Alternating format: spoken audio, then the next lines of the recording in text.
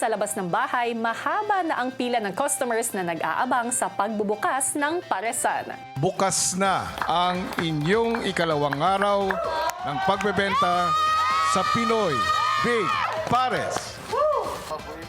Let's go! 17 Pares Overload Dine-In! 17 Pares Overload. Oh my gosh! Ang dami, sobrang dami agad! Feeling ko na-excite sila. Feeling ko yung mga tao yesterday. Nasarapan si...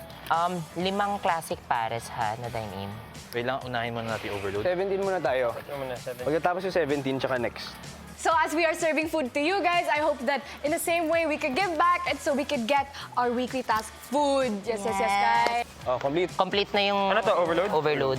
Okay. Dine-in muna to lahat ha. Pasok lang to. Kompleto na, overload. Kompleto na overload. Nang maayos ang unang batch ng orders ay kaagad nila itong dinala sa storage room. Habang parami ang customers sa labas ay sunod-sunod ang pasok ng orders ng Pares. Okay ka na dito? Yes.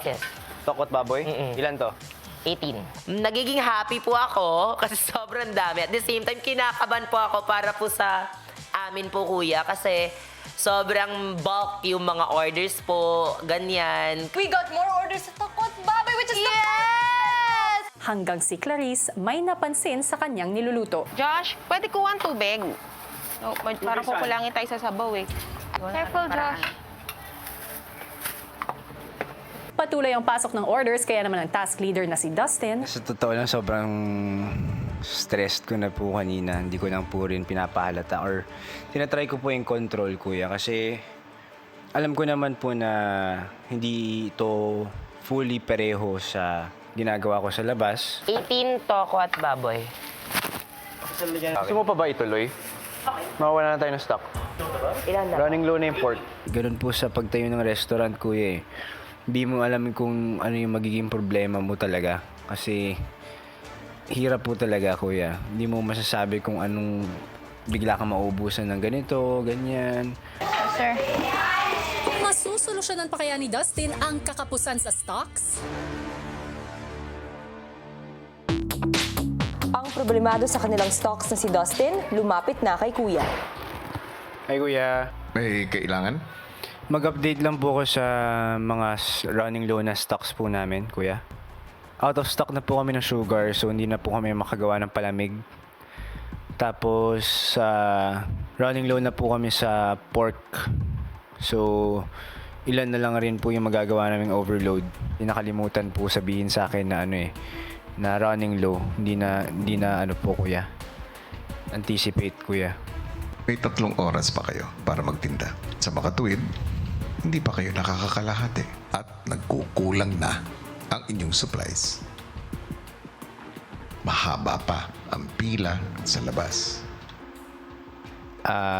Kuya, pwede po ba bigyan niyo po ako ng konting oras, kuya, para mabilisang i-discuss lang po sa housemates, kuya? Gawin mo na ito. Thank you. Paglabas ni Dustin, kaagad niyang kinonsulta si Michael na siyang nag-aasikaso ng kanilang benta. Kamusta yung kita natin? Yung malinis na kita. Malinis sa kita, 22. Malinis na kita yan. 12. Natatakot na rin po ako, kuya, sa totoo lang. Kasi sapat lang po rin yung budget, kuya, na binigay ninyo. At kami po ni Esnil, malaki po yung goal namin, kuya. Malaki po yung gusto naming mabenta talaga. Oo, wala pa tayong kalahati. 2 kilos? Tapos ang haba daw ng pila sa labas. 5 kilos. Paano ako? Sulat ako? Sulat. Can we have some paper, please? We still have the oil. Okay. Si Dustin kaagad ibinigay kay Kuya ang listahan ng karagdagang stocks na kinakailangan nila. Dadagdag ito sa paunang puhunan kaya't madaragdagan din ang kanilang target sales para manalo sa weekly task. Okay. Sige. Thank you. Thank you, kuya. Thank you po. Sa labas ng bahay, tuloy pa rin ang pagdagsa ng customers habang sa loob, unti-unti nang nauubos ang paninda ng housemates. Go team! 10 classic, 7 overload. Yes. Take out. Una classic. Yes.